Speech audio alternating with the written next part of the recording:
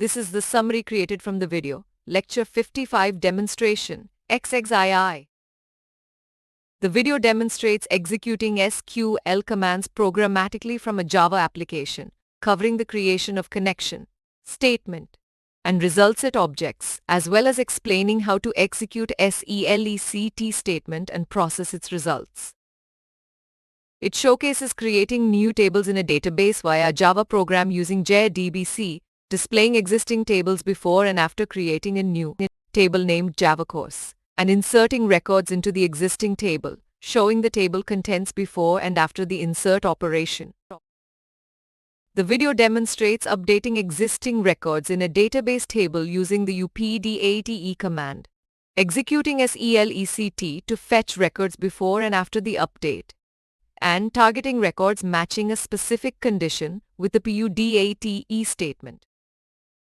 It also covers executing the DELETE command in a database table, first selecting all records from the Java course table before deletion, then removing records with marks less than 66, and finally selecting all records again to display the results after deletion.